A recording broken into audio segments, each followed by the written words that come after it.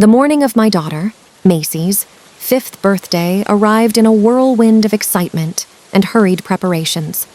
Balloons adorned the living room, and the scent of freshly baked cake filled the air. But the joy was short-lived when news came that the hired clown had canceled due to a sudden emergency. Panic surged through me, threatening to overshadow my daughter's special day. Frantically searching online for a replacement, I stumbled upon a peculiar ad. It offered the services of a private clown with a unique approach. Desperation clouded my judgment as I hastily booked him, hoping against hope that he would salvage the party. The doorbell rang, and I opened it to find a figure that made me gasp audibly on sight. The clown's makeup was flawlessly frightening, his eyes obscured behind an unsettling mask of paint. His voice, a strange mix of playful tones and underlying foreboding, made me uneasy from the start. As the festivities commenced, the clown's antics began to unsettle me further. At one point, he went missing, only to be found by my husband sneaking around our home.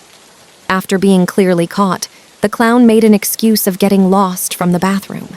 His tone cold, dismissive, unapologetic, and even daring. Everyone in attendance was on edge, both kids and adults. His proximity to the children grew uncomfortably close, his laughter taking on a haunting melody that lingered in the air. Parents began shooting me weird glances, not hiding the fact that the clown was extremely off-putting and scary, while their little ones were terrified, their eyes frozen with uncertainty. My apprehension grew to mammoth proportions, my instincts screaming for me to intervene. Summoning my courage, I approached him, politely asking him to end the performance early, the air cloying with tension as I made the request.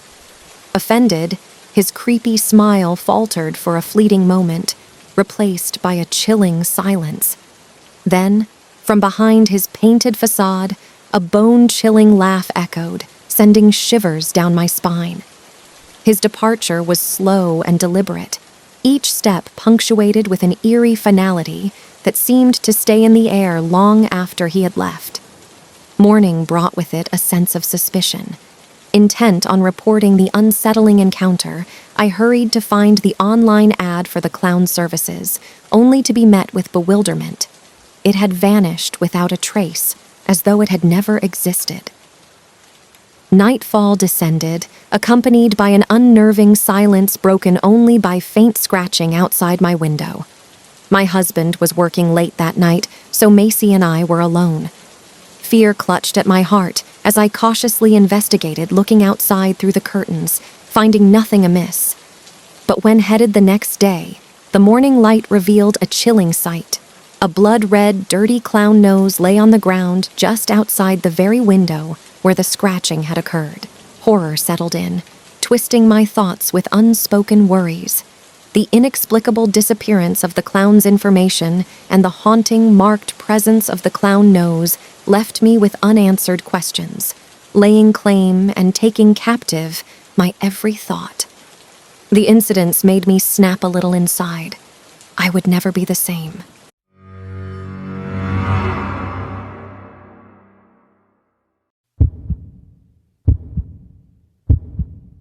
In the hazy expanse of fleeting memories, a singular event remains etched with chilling clarity. The day of my 10th birthday, an affair cloaked in both joy and unspeakable terror, all tied to the haunting presence of a mime named Pops. The festivities of my summer birthday had always been a delight, a kaleidoscope of slip-and-slide adventures, water gun battles, and the eager anticipation of cake and presents. But that year, the arrival of Pops altered the very essence of our celebration. Pops, clad in an ensemble that clashed and created an unsettling aura, stood out amidst the vibrant hues of our joyous occasion. His red shirt, embellished with oversized blue suspenders, and his bizarre striped trousers set a disconcerting tone. His pallid face, painted stark white, adorned with sunken, unnaturally gray eyes, lacked the warmth of laughter and held an eerie, penetrating gaze that sent everyone into stunned silence. As he performed, Juggling with a mechanical precision devoid of joy, his fixation on each child sent ripples of discomfort through the gathering. Attempts to engage us in his antics were met with suspicion and avoidance. Particularly unsettling was his focus on Jenny, 19, and our beloved babysitter and neighbor, as he concluded his peculiar show and outside of a normal mime's character, with an enigmatic remark, he spoke. "You're a tough crowd." Then, in an unsettling blur, he vanished into the murky dusk in his foreboding dark blue vehicle, leaving us all disturbed. As evening descended, a sense of unease wavered. Jenny's inexplicable absence spiraled into full-blown panic. Her parents' anguished cries and the terrifying discovery of a blood-soaked note at her deserted home intensified the haunting mystery. Our desperate search yielded no sign of her presence. Just past dawn, a chilling revelation surfaced. During a morning stroll with my 13-year-old brother and our dog, an ominous intuition guided me to a harrowing sight, a trembling, muddy Jenny, silently laying face down into the earth. My brother and I quickly fell to our knees and turned her over. Jenny's once sweet eyes were wide and blank, her flesh brutally dug into and bloodied with both dry and freshly drawn blood, a nightmarish sight. With her fragile mental state and intense injuries, we wondered how she had survived a night alone without medical care.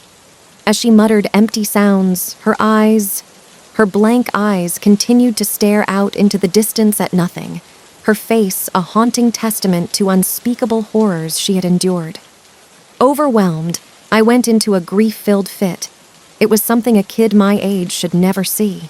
As Jenny wouldn't speak, the investigation that followed circled back to Pops, the unsettling mime.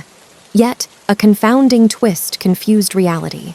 A man identical to Pops, deceased for half a century, following a performance that had gone dreadfully wrong for a girl named Jennifer, strikingly reminiscent of our beloved Jenny. That's all that was ever found. And Jenny never spoke again, remaining in a catatonic shock, committed to a life of being under her parents' care for eternity, never being able to experience all of the joys of a young, vibrant woman again, always subjected to her own silence, forever staring out into the abyss with those void, dead eyes. It was unexplainable, eerie, and unfair.